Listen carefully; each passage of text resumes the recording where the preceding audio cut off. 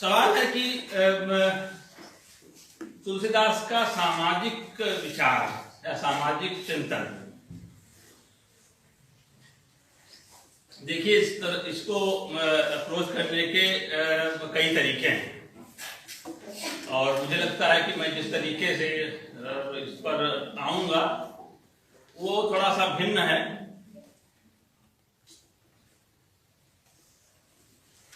नामवर जी ने 2005 के आसपास नामवर सिंह जी ने जनसत्ता में एक लेख लिखा था। तब उस तरह के लेख जनसत्ता में छपते थे, हाल तक छपते थे, 5-6 साल पहले तक। तो कबीर का दुख, किसी की सामाजिक दृष्टि कैसी, किसी कवि की सामाजिक दृष्टि कैसी है, इसको समझने के लिए देखना चाहिए कि उसके साहित्य में कौन कौन से दुख वर्णित हुए हैं। दुखों को समझेंगे तो उसकी सामाजिकता को समझने में आसानी होगी। घड़ी घड़ी का लेखा मांगे कायत चेतु ना, ये कबीर के यहाँ आता है। बाबा अब न बसब ये गांव, अब इस गांव में रहने लायक नहीं है, इस जगह में रहने लायक नहीं है। 2-2 मिनट पर आते हैं टैक्स कलेक्टर और वसूलते हैं। कायस्थ यानी कायस्थ, कायस्थ मतलब निगाह लगाए बैठे हैं कि आज इसकी 2 चादर बिक गई है, चलो टैक्स लगा दो। आज इसकी 4 चादर बिकी है, व्यवसायी है ना, चादर बनाते हैं और बेचते हैं। कबीर का ये दुख है। ऐसे हम देखें कि तुलसी का दुख क्या है। कबीर ने इस दुख को तो आध्यात्मिक मुहावरे में व्यक्त किया है। आध्यात्मिकता से तुलसीदास को बहुत चिढ़ है, वो आध्यात्मिक उसमें उस जोन में नहीं जाते। और ये तमाम कहें कि जो सगुण मत वाले हैं उन सबके साथ ये दिक्कत है, वो आध्यात्मिक नहीं हो पाते। उधर सूफी लोग होते हैं और अच्छे से आध्यात्मिक होते हैं, उनके यहाँ वो रहस्य भाव भी आता है, सबसे अधिक मतलब निर्गुणिया संतों के यहाँ आता है। इनमें इधर की तरफ वो रहस्य से भी घबराहट है और उस आध्यात्मिकता से भी घबराहट है। बहुत बहुत ठोस अलौकिकता है।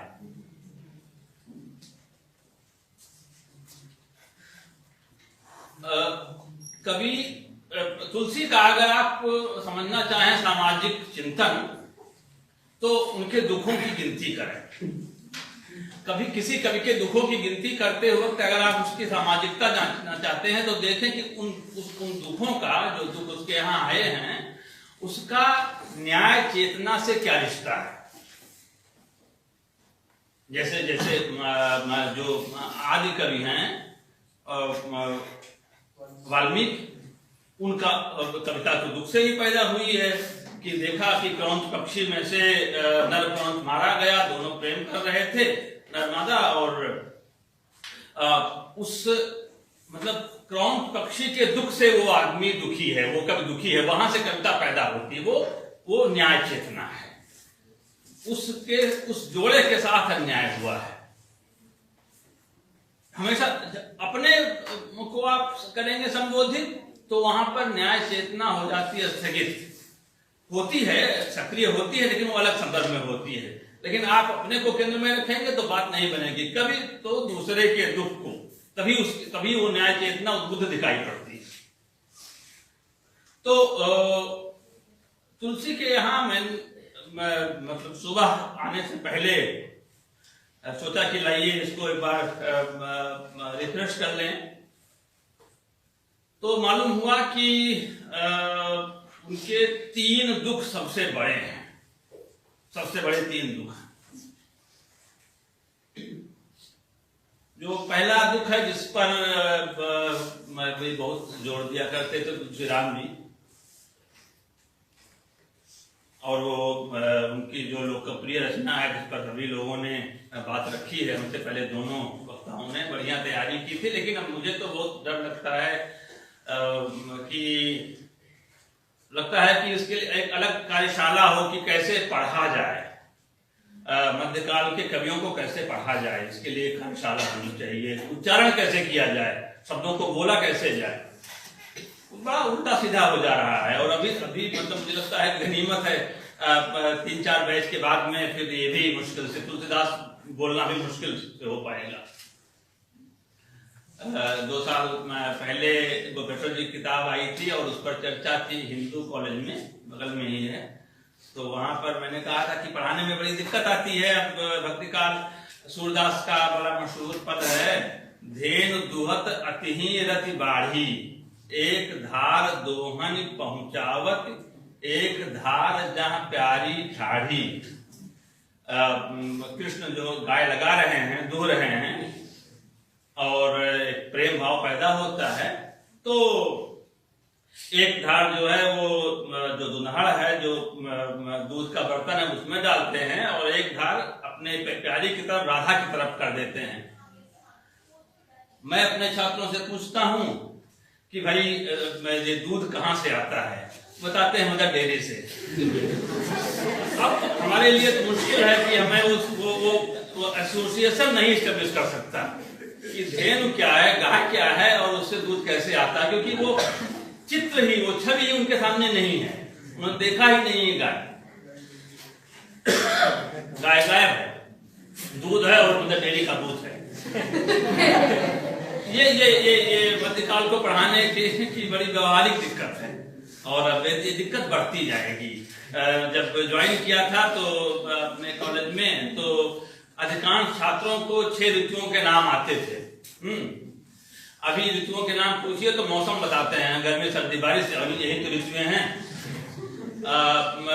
12 महीनों के नाम आते थे हिंदी में, और 7 दिनों के नाम आते थे। आज स्थिति यह है कि ऋतु तो भूल जाइए, महीने भूल जाइए, दिन के नाम भी नहीं है।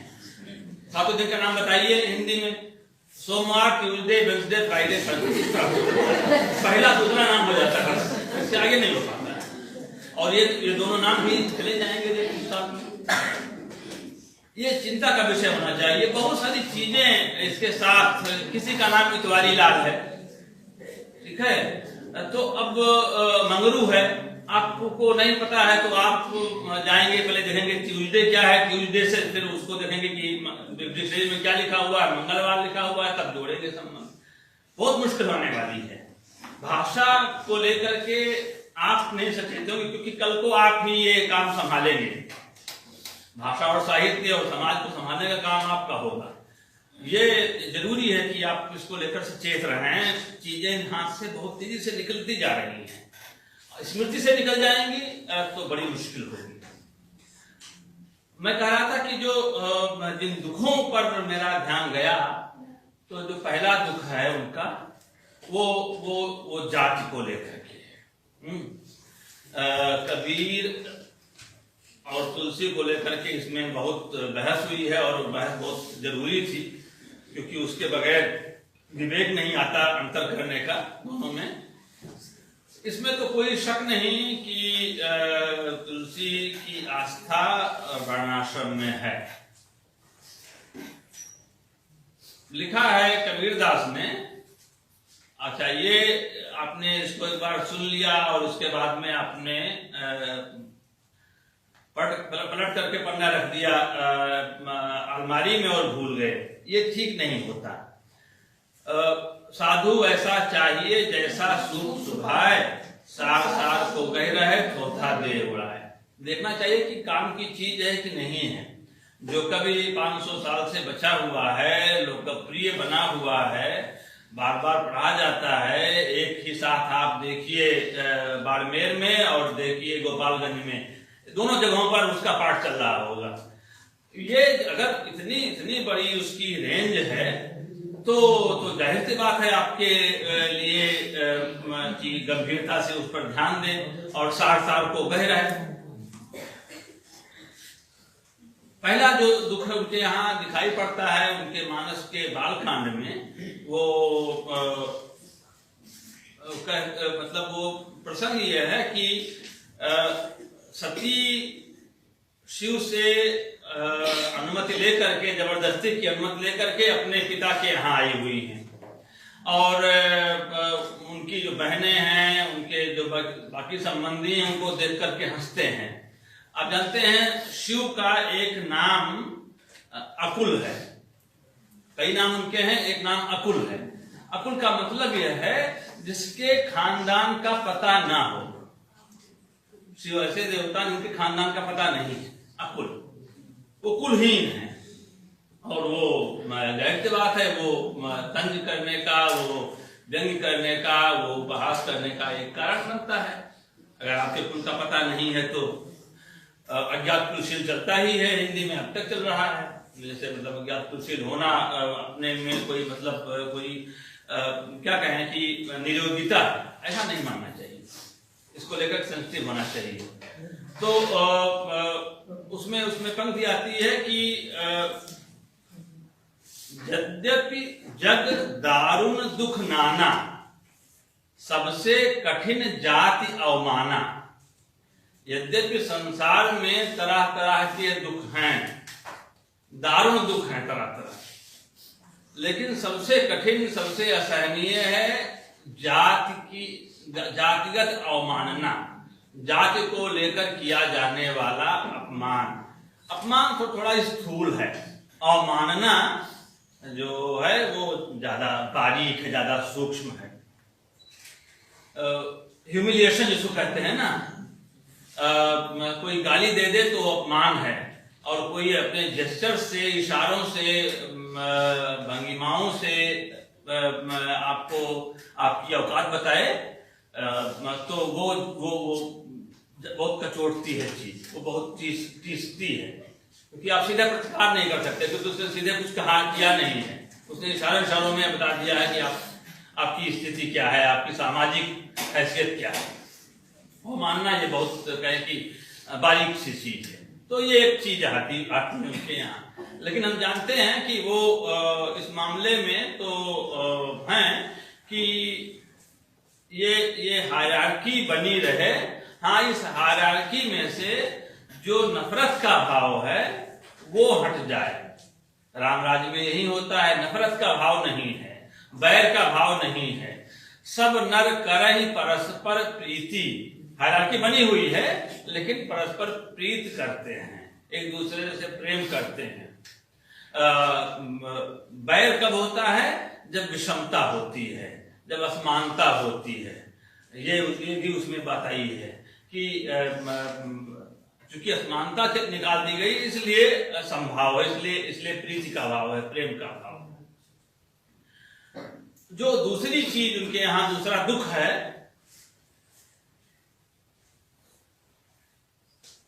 तुलसी के यहाँ, वो आप देखें, वो पहले पन्ने से आखिरी पन्ने तक, पहली किताब से 13वीं किताब तक सब में मिलेगा आपको। वो हर जगह पर आपको दूसरा दुख दिखाई पड़ेगा। यहाँ ये यहाँ सर संजय जी आइए ना।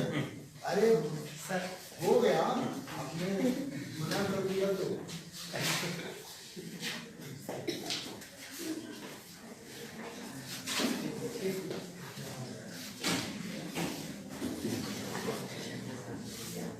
जो दूसरा दुख है तुलसी का, वह आप बारीकी से पढ़ेंगे, संजीदगी से पढ़ेंगे तब पहचानेंगे। बिल्कुल पहले हिस्से से और आखिरी हिस्से तक मैंने कहा, और पहली किताब से 12वीं 13वीं किताब तक हर जगह मिलेगा। राम का गुणगान कर रहे हैं और बताते हैं, अतिथि पूज प्रियतम पुरारी के, कामत घन दारिद दवारी के। वो शिव के प्रिय हैं राम, वे दरिद्रता रूपी दावाग्नि के लिए काम इच्छा पूरी करने वाले घन बादल है। दरिद्रता ये उनके यहाँ दूसरा सबसे बड़ा दुख है। दरिद्रता बिल्कुल अंतिम में चले जाइए, मानस के ही अंतिम में चले जाइए तो आता है, उसमें 7 सवाल किए हैं गरुड़ ने काकभूषण से। उसमें एक सवाल यह भी है, बड़ा दुख कौन, सबसे बड़ा दुख कौन है जीवन का, दुनिया का? बड़ा दुख कौन कौन सुख भारी। तो उसमें जो उत्तर देते हैं बहुत स्पष्ट है, नहीं दरिद्र सम दुख जग माही। दरिद्रता से बढ़कर कोई दूसरा दुख नहीं है, लेकिन संपत्तिवान होना वो सुख नहीं है, उसका कारण नहीं है। अच्छे लोगों के साथ बैठना सबसे बड़ा सुख है। संत मिलन सम सुख जग नाही। संतों के साथ मिल बैठना इससे बड़ा सुख नहीं होता, लेकिन सबसे बड़ा दुख दरिद्रता का है। दरिद्रता ये जो बताते हैं ना, उनसे कोई पूछता तुलसीदास से कि भाई मंदिर तो यहीं बनाने की बात हो रही है, तो हंसते। उन्होंने इसी हिस्से में उत्तरकांड में ही काकभूषण की यात्रा कराई है। तमाम कहें ब्रह्मांडों की राम ने मुंह खोला और उसमें घूमने लगे, तो मालूम हुआ कि हर इलाके की अपनी अयोध्या है, हर इलाके का अपना सरयू नदी है, अपने दशरथ हैं, अपनी कौशल्या है, सब हर इलाके में है। कोई ऐसा इलाका नहीं जहां पर है ना। अवधपुरी प्रति भुवन निनारी, सरजू भिन्न भिन्न नर नारी। ये आपको मिल जाएगा मक्का मदीना में, ये आपको मिल जाएगा यरूशलेम में, ये आपको मिल जाएगा क्या कहते हैं वेटिकन सिटी में, कहीं मिल सकता है। सबकी अयोध्या अलग अलग है, और वो सारी अयोध्या देखी काकभूषण ने। तब उनका जो भ्रम था, वो जो मायाच्छन्न दिमाग था, वो वहां से माया हटी। ये एक चीज है, इसलिए वो बिल्कुल पहले पन्ने में कह देते हैं, राम अनंत अनंत गुण, तरह तरह के राम हैं, उनके गुण भी अनंत हैं। कोई राम से प्रेम करते हैं, भूषण रामायण के जो राम है वो सिर्फ प्रेम करते हैं, उन्होंने तो मतलब रावण से युद्ध भी नहीं किया है। इनका आप देखिए, जो रविसेन का जो कहें कि पद्मचरित है, पद्मचरित है, उसमें आप पाएंगे कि वो दूसरे तरीके के राम है। लक्ष्मण युद्ध करते हैं, वो नहीं करते, वो तो जैनी हो जाते हैं। अंत में जैन धर्म ग्रहण कर लेते हैं। रविसेन हो, विमलसेन सूर्य हो, और चाहे स्वयंभू हो, तीनों। रविसेन ने संस्कृत में लिखा, विमलसेन सूर्य ने प्राकृत में लिखा, और स्वयंभू ने अपभ्रंश में लिखा, रामकथा प्रबंध में लिखा। बहुत महत्वपूर्ण प्रबंध है। स्वयंभू के तो बड़े कहें कि भारी प्रशंसक थे राहुल संकृत, और हमारे यहाँ कोर्स में पढ़ाते थे। अभी की स्थिति में नहीं जानता हूँ, पहले कोर्स में था स्वयंभू का पहुंचे। तो ये है कि ये सभी सब तरह के राम है। राम अनंत अनंत गुण, और कोई नहीं कहते थे ये वाले राम प्रामाणिक है, वाले नहीं प्रामाणिक है। ये कहना ना समझिए। राम अनंत अनंत गुण, अमित कथा विस्तार। जितने तरीके के लोग उतने तरीके की राम कथाएं। सुनि आचरज न मानी हैं, जिनके विमल विचार। अगर दिमाग दूषित नहीं है तो उसे आश्चर्य नहीं होगा। अगर दिमाग दूषित है, पॉल्यूटेड है, तो कहेंगे जी यहीं पर राम पैदा हुए हैं, यहीं पर राम पैदा हुए हैं, ये दूषित विचार वाले कर सकते हैं, ऐसा तुलसीदास कहते हैं। जिनके विमल विचार, वो क्या कहेंगे, राम अनंत अनंत गुण। भाई सब तरह के राम हो सकते हैं। आपके राम अलग है, मेरे राम अलग है, उनके राम अलग है, बौद्धों के राम अलग हैं, जैनियों के राम अलग हैं, हिंदुओं के राम अलग हैं। हिंदुओं में भी शैव जो हैं उनके राम अलग हैं, शाक्तों के राम अलग हैं, और वैष्णव में भी राम, सूर के राम अलग हैं। सूर ने भी राम कथा लिखी है, उनके राम भी वाले राम नहीं। ये कविता का जनतंत्र है, जो कि सामाजिक जनतंत्र से उसकी तुलना की जानी चाहिए, बार बार की जानी चाहिए। तो जो बात दूसरी कह रहा था, वो कहते भाई राम जब हुए तब हुए, रावण जब हुए तब हुए, अब तो कहानी खत्म हो गई ना। अब आज का रावण क्या है, तुलसीदास के जमाने का रावण क्या है, सन 2020 का रावण क्या है? उनका उत्तर है, दारिद्र दशानन दबाई दुनी दीन बन। आज का रावण दारिद्र है, गरीबी है, उसने दबा रखा है, दुनिया को, गरीबों को दबा रखा है। इस दारिद्र रूपी रावण ने गरीबों को, वो जो भी इस गरीबी को हटाने की चेष्टा करे वही राम। इसलिए राम अनंत हैं, जो भी कोशिश करेगा वो। और इसलिए उन्होंने जो बात नहीं कह सके थे मानस में, वो उन्होंने कहा दोहावली में। तो दोहावली में उनका क्या कहा, भाई ये जो दारिद्र्य वाली व्यवस्था है, दरिद्रीकरण की जो व्यवस्था है, ये अपने आप नहीं आती, इसमें राजसत्ता का योगदान होता है। राजसत्ता चाहे तो समाज दरिद्र रहे, चाहे तो सुखी रहे। तो उन्होंने कहा कि भाई हमारे वाले जो राम हैं वो ऐसे नहीं हैं, वो तो दारिद्र्य मिटाने वाले राम हैं। वो कैसे हैं? क्यों? उन्होंने बाजार व्यवस्था पर अपना नियंत्रण कर रखा है। गरीबी का संबंध बाजार व्यवस्था से है। बिना इस कनेक्शन को जाने आप गरीबी की आध्यात्मिक व्याख्या करते रहेंगे। गरीबी का संबंध राजसत्ता से है और बाजार व्यवस्था से है।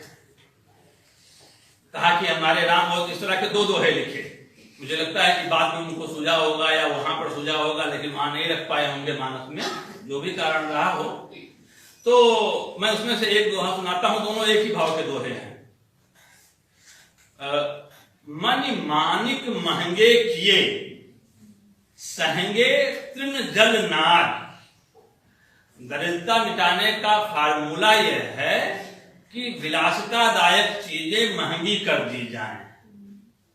जो बड़े बड़े कारपोरेट हाउसेस को दिए जाने वाले क्या कहें, टैक्स में भारी भरकम छूट है।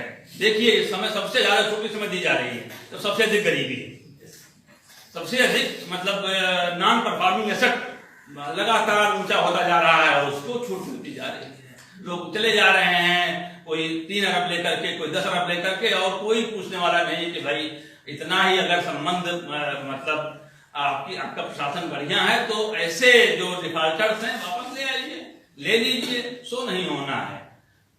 तुलसीदास कहते हैं कि मणि मानिक महंगे किए। जो मणि मानिक है, मानी की जो विलासितादायक चीजें हैं वो महंगी कर दी हैं राम ने ऐसी बाजार व्यवस्था इस्टेब्लिश की है। सहंगे तृण जल नाद। सस्ता क्या किया है? सस्ता किया है पशुओं का चारा। बिकता रहा होगा हम नहीं जानते, लेकिन उन्होंने उसको सस्ता किया है। ये कवि का मतलब ही है जो आगे का समय देख ले, 100 साल 200 साल 300 साल का समय, 500 साल का समय देख सके, वो वही कवि है। कवि का मतलब ही है जो विजनरी हो। मनि मानिक महंगे किए, सहंगे तृण जलनाद। तुलसी ऐते जानिए, राम गरीब निवाज। राम गरीब नवाज है, इसी तरह जानिए कि क्योंकि उनका ध्यान है बाजार व्यवस्था पर, और बाजार व्यवस्था में उनकी पॉलिसी जैसी है कि दरिद्रों को प्रोटेक्शन है और जो ऊपर वाले हैं उनसे वो वसूलते हैं। इसको उलट दिया जाए तो व्यवस्था राम राज्य की उलट व्यवस्था हो जाएगी। जब आप बड़े बड़े उद्योगपतियों को, कारपोरेट हाउसेस को छूट दें और नीचे वाले को, हमारे यहाँ बोलते हैं अवधि में निकियाना, उनको मतलब उनकी खाल भी निकाल लें, तो ये एक उनकी कसौटी है। दरिद्रता कैसे दूर हो? सुखी प्रजा जीव पाए सुनाजा, राम राज बन संपत्ति भ्राजा। अनाज मिले, तृण जल, दूसरा कहानी जल सस्ता कर दिया। पानी आप जानते हैं हाल फिलहाल बिकना शुरू हुआ है, और अभी तो ये यहाँ पर तो खैर 10-20 रुपए का होगा। ये इसमें जाइए क्या कहते हैं बड़े होटल में, तो वो 100 ml का 25 रुपए मिलता है। बताते हैं सीधे वो हिमालय से ला रहे हैं, गोमुख से लाते हैं ना पानी, तो वो अब 25 रुपए का 100 ml है, तो 1 लीटर कितने का होगा आप सोचिए। ये है कि जो जीवन रक्षक चीजें हैं, जो जीवन रक्षक चीजें हैं उसको सस्ता किया जाना, क्योंकि उसी से जीवन बचता है। और तीसरा जो उनका तुलसीदास का दुख है वह है पराधीनता। पराधीनता एक तीसरा बड़ा दुख है। पराधीनता किस अर्थ में है? पराधीनता की बात उन्होंने की कि सबसे बड़ा दुख ये है पराधीनता वाला, पराधीन सपन्यों सुख नाही। और फिर पराधीनों की जो श्रेणी है उसमें सर्वाधिक पराधीन स्त्री है, तो उन्होंने स्त्री को उसमें रखा, केंद्र में रखा।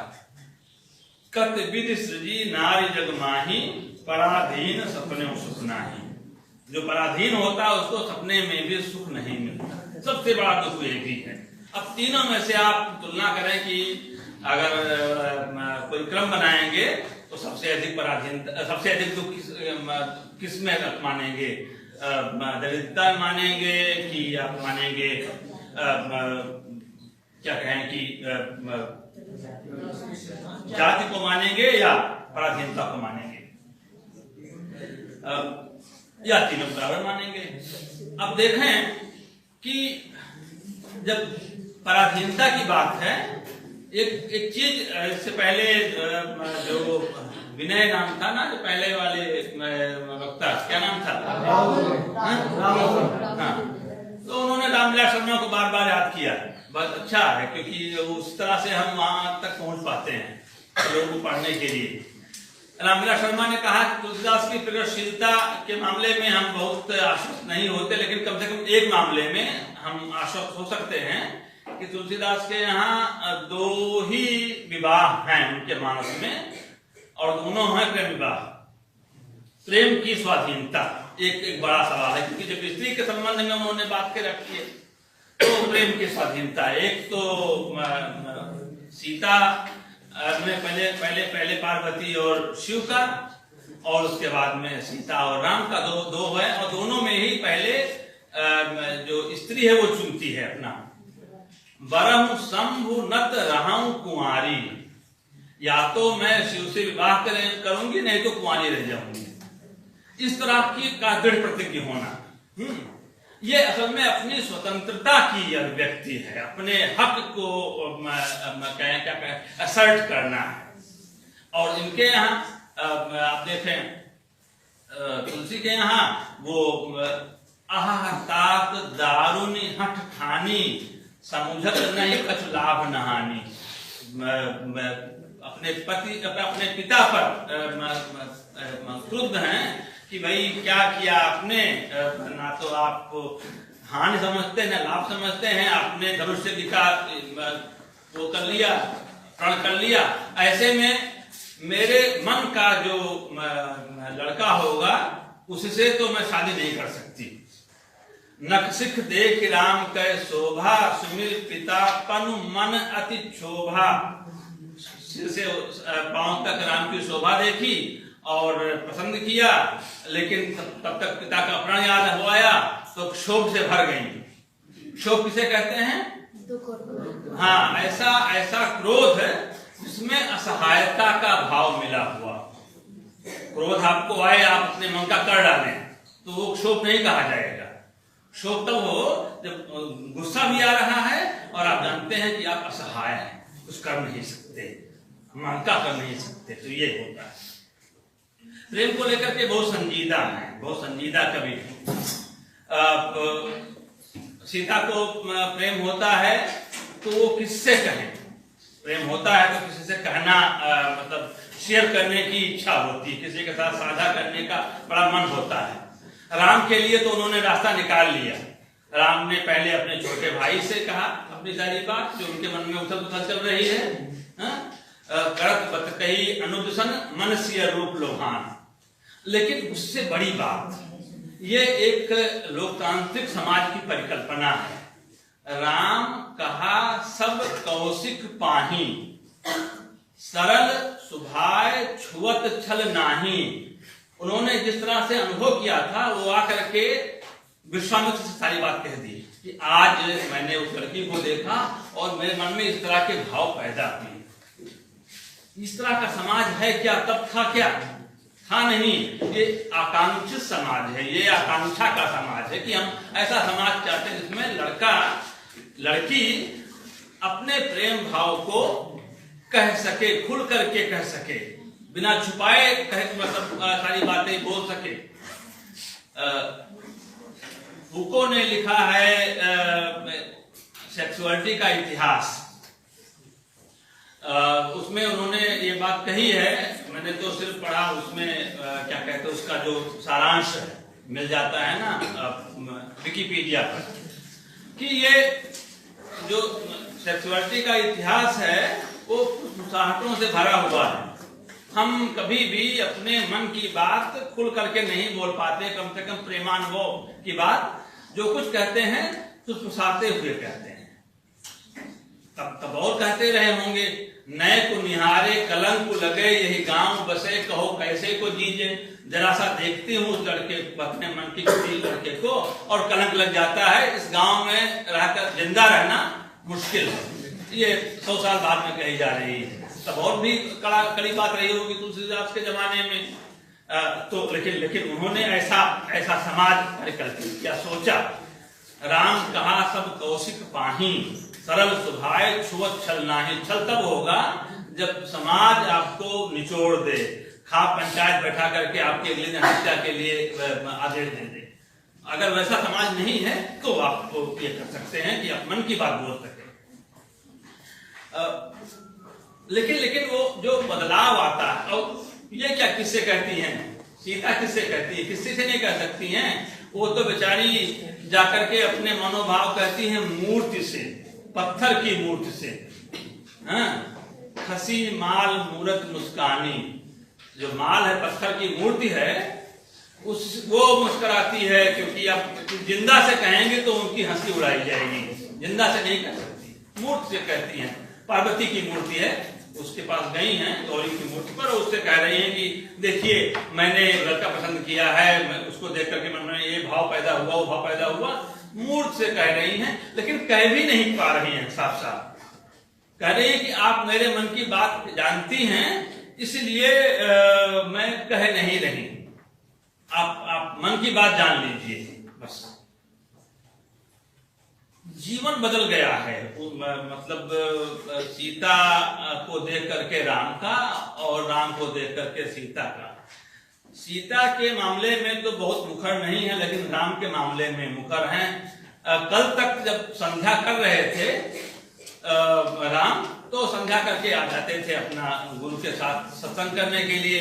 आज जब सीता को देख लिया है, संध्या करने गए हैं, तो मालूम होता है कि अब वो देखने लगे हैं चांद। चांद कल तक नहीं दिखाई पड़ता था, चांद होता था आसमान में, दिखता नहीं था। अब एक किसी के साथ नाता जोड़ लिया है मन में, तो वो चांद दिखाई पड़ने लगा है। प्राची दिस सस उयो सुहावा, सिया मुख सरिस देख सुख पावा। सीता के समान। फिर उसके बाद में जो चांद का मुंह टेढ़ा है, उक्ति बोध की आप जानते हैं मशहूर उक्ति, और उस पर लगातार बात करते हैं। वो चीज वहां पहले मिलती यहीं पर कि फिर उसके बाद में चांद में इतनी कमियां हैं, ये गिनाते हैं राम कि जन्म सिंधु पुनि बंधु विष मुख मलिन सकलन, सिय मुख समता पाव किम चंद बापुरो रंग। बहुत विस्तार से इस बात को कहा है कि चांद में कौन कौन से दुर्गुण हैं। आगे बात आती है, और वो पूरे मानस में चांद जो है प्रेम प्रसंग में बार बार लौटता है। लेकिन जो अंतिम चीज मैं कहना चाहता हूं, अगर पराधीनता एक बहुत बड़ा दुख है, प्रेम करने की स्वतंत्रता नहीं है, प्रेम को बोलने की स्वतंत्रता नहीं है, तो प्रेम अगर बहुत बड़ा मूल्य है जीवन का, तो इस प्रेम का शत्रु कौन है, ये भी जानना चाहिए। और हम तुलसीदास से ही उत्तर पूछें कि इस प्रेम का शत्रु कौन है। तुलसीदास इसके लिए रावण को जिम्मेदार नहीं ठहराते। मैंने अपने पिताजी से पूछा था कि अयोध्या का शत्रु कौन है। तुलसीदास के अनुसार, तिन्हि सुहाय न अवध बधावा, चोरहि चांदनी रात न भावा। अयोध्या में मंगल गान हो रहा है, लोग खुश हैं, ये उनको अच्छा नहीं लगता, जैसे चोरों को चांदनी रात अच्छी नहीं लगती। चांदनी रात होगी तो चोर पकड़े जाएंगे, अंधेरी रात होगी तो उनके लिए बढ़िया छूट है। तो कौन है वो? तिन्हि माने वो कौन है जिनको अयोध्या में मंगल गान अच्छा नहीं लगता। पिताजी चुप हो गए, क्योंकि वो जानते थे कि उत्तर देंगे तो फंस जाएंगे। वो देव सत्ता है। प्रेम का कोई शत्रु है तो देवता है। ये बहुत साफ तौर पर और बार बार इस बात को कहते हैं। ज्ञान के शत्रु कौन है? वो देवता है। और प्रेम के शत्रु कौन है? ये देवता है। मैं विस्तार में नहीं जाऊंगा, सिर्फ आपके पास संकेत छोड़ रहा हूं, एक जो सबसे आधिकारिक वक्तव्य वो बता करके। जब जब भी देव सत्ता आती है तो ज्ञान पर संकट आ जाता है। ये चीज है। जब जब देव सत्ता आएगी, इंद्री द्वार झरोखा नाना, तह तह सुर बैठे करी थाना, आवत देखहि विषय बयारी, ते हठ देहि कपाट उघारी, जब तो प्रभंजन उर गृह जाई, तबहि दीप विज्ञान बुझाई, ग्रंथ न छूट मिटा सो प्रकाशा। जहां जहां से प्रकाश आ सकता है, मान लीजिए कोई विश्वविद्यालय ऐसा जहां प्रकाश आता हो तो वो विश्वविद्यालय पहले बन जाएगा। देव सत्ता का है तो ग्रंथ न छूट मिटा सो प्रकाशा, बुद्धि विकल भय विषय बतासा। ये ज्ञान के शत्रु एक। दूसरा प्रेम के शत्रु आते ही सबसे पहले कौन सा बनेगा स्क्वाड? एंटी रोमियो स्क्वाड बनेगा। मतलब प्रेम कोई ना कर सके। बहुत बढ़िया लाइन है उनकी, मतलब दोहा है तुलसीदास का। और ये मुझे लगता है सबसे क्या कहें, सबसे सटीक है। सुर स्वार्थी मलिन मन, कीन कुमंत्र कुठाठ। जो स्वार्थी होते हैं वो प्रेम नहीं कर सकते। प्रेम करने के लिए आपको स्वार्थ से ऊपर उठना होता है। यहाँ नए को सयानक बांक नहीं, सयानापन है, स्वार्थ है तो प्रेम नहीं हो सकता। रंभा से, उर्वशी से, मेनका से कोई प्रेम करता है क्या? इंद्र प्रेम करते हैं? आपको क्या लगता है? इनसे कोई प्रेम नहीं करता। बहुत बढ़िया इसको स्पर्श किया है देव सत्ता को, देव संस्कृति को प्रसाद ने। सुख केवल सुख का वह संचय, पूंजी भूत हुआ इतना, छाया पथ में नव तुषार सा का सघन मिलन होता जितना। सिर्फ सुख है वहां पर। और सुख कैसा? सुख कैसा वो आप समझिए। वो कभी कभी कभी कामायनी पलट लीजिएगा और उसका जो पहला सर्ग है वो देखिएगा, चिंता सर्ग, तो मालूम होगा कि देव सत्ता, देव संस्कृति कितनी खतरनाक है। प्रसाद के लिए कितनी खतरनाक है और तुलसीदास के लिए कितनी खतरनाक है। और दोनों ही पारंपरिक कवि हैं, ये कोई क्रांतिकारी कवि नहीं। सुर स्वार्थी मलिन मन, मन के मलिन होते हैं। मन तो हो गया है ना शब्द पारिभाषिक मन, तो मलिन मन वाले होते हैं, दूषित मन वाले होते हैं, कलुषित मन वाले होते हैं, कुमंत्र करते हैं, साजिशें करते हैं, कुठाठ बनाते हैं, ट्रैप करने की योजनाएं बनाते हैं कि कैसे फांस लिया जाए जनता को। सुर स्वार्थी मलिन मन, कीन कुमंत्र कुठाठ, रचि प्रपंच माया प्रबल, भय भ्रम अरति उचाट। प्रपंच ऐसा रचेंगे कि आप उसमें विभूचना कहते हैं ना संतों की भाषा में, उसमें आप खो जाएंगे, समझ नहीं पाएंगे जाना कहां है। चार अवस्थाएं ये रचते हैं, चार तरह के फेजेस होते हैं। चक्रव्यूह जो है इनका ऐसा होता है। चक्रव्यूह में क्या है, 7 दरवाजे हैं ना, यहाँ पर चक्र में 4 दरवाजे हैं, 4 अलग अलग तरह के। इसमें नहीं फंसे उसमें फंस जाएंगे, उसमें नहीं उसमें फंस जाएंगे। तो पहला होता है भय, ये डरा करके रखते हैं। आप मानस खोलिए, पहले दूसरे पन्ने पर ही मिल जाएगा आपको ये कि बहुरी सक्रसम विनमोह तेहि, संतत सुरा नीक हित जेहि। शक्र कहते हैं इंद्र को। इंद्र की वंदना करता हूं जो हमेशा डरा करके रखता है। अनीक का मतलब होता है सेना, अनीक बने सेना। तो जो हमेशा युद्ध का माहौल बना करके रखता है। युद्ध का माहौल रहेगा तो आप डरे रहेंगे। कभी उस बॉर्डर पर कुछ हो गया है, कभी उस बॉर्डर पर कुछ हो गया है, कभी कहीं कुछ हो रहा है। हमेशा डर का माहौल बना रहेगा देव संस्कृति में। ये चीज बहुत बहुत अच्छे से जानते हैं। संतत सुरा नीक, सुरा का मतलब क्या है? मदिरा, शराब। या तो आप जनता शराब के नशे में रहे या डरी हुई रहे। बहुत बढ़िया। और उसका जो तंत्र है जासूसी वाला तंत्र बहुत मजबूत होता है। सन 2000 साल पहले की रचना है मृच्छकटिक। उसमें यह है कि राजा ने अपने गुप्तचर छोड़ रखे थे कि हमारे राज्य में कोई प्रसन्न तो नहीं है, कोई खुश तो नहीं है। अगर कोई प्रसन्न है तो राजा के लिए खतरा है। ऐसा ही एक लड़का मिल गया, कई लड़के मिले थे और सब जेलें भर गई थी उस समय की। मृच्छकटिक का जो राजा पालक है उसकी जेल भरी हुई है। जितने लोग खुश दिखाई पड़ते हैं वो जेल में लाकर डाल दो, क्योंकि खुश हैं तो जरूर राजा के लिए खतरा हो सकते हैं। उसमें एक लड़का है गोपाल दारक, गोपाल नाम है, और वो फिर करता है नेतृत्व। और राजा मतलब पहली क्रांति है भारतीय साहित्य में जिसमें राजा जो है मारा जाता है। पूरी व्यवस्था उलट, विप्लव, पहला विप्लव होता है। तो यहाँ पर ये कहते हैं तुलसीदास कि सुर स्वार्थी मलिन मन कीन कुमंत्र कुठाठ रचि प्रपंच माया प्रबल भय, डरा करके रखना जनता को। दूसरा भ्रम, कियास फैला देना, कियास फैला देना, भ्रम फैला देना कि आपको कौन सा स्टेप उठाना है ये समझ ही न पाए, करना क्या है ये जान ही न पाए। आज ये नियम, कल वो नियम, परसों वो नियम, नरसों वो नियम, इतने सारे नियमों से आपको लाद देंगे और कोई नियम नहीं होगा। भय, भ्रम। तीसरा है अरति। अरति का मतलब क्या है? प्रेम नहीं करने देती है संस्कृति। अरति का मतलब प्रेम होता है ना, अरति। क्योंकि प्रेम करेंगे, लोग असेंबल होंगे, लोग इकट्ठे होंगे तो मुश्किल हो जाएगी।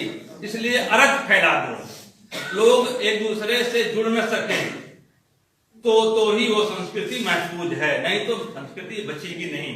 भय, भ्रम, अरत। अरत बहुत महत्वपूर्ण शब्द है। ये संस्कृति टिकी होती है नफरत पर, टिकी होती है लोगों को डिसमेंटल करने पर। एसोसिएशन जितने भी तरीके की हो सकती हैं उन सबको असंभव बनाने पर। और अंतिम चीज है उचाट। किसी चीज में मन न लगे। क्या होता है विरोध करने से? जी कुछ नहीं करेंगे, कुछ होगा नहीं, उचाट पैदा हो जाना। ये चार चीजें हैं, डरा करके, भ्रम फैला करके, प्रेम करने से रोक करके और उचाट पैदा करके ये संस्कृति बनी रहती है। यही तुलसीदास का दुख है, यही उनकी सामाजिकता है। मौका दिया, बहुत बहुत शुक्रिया।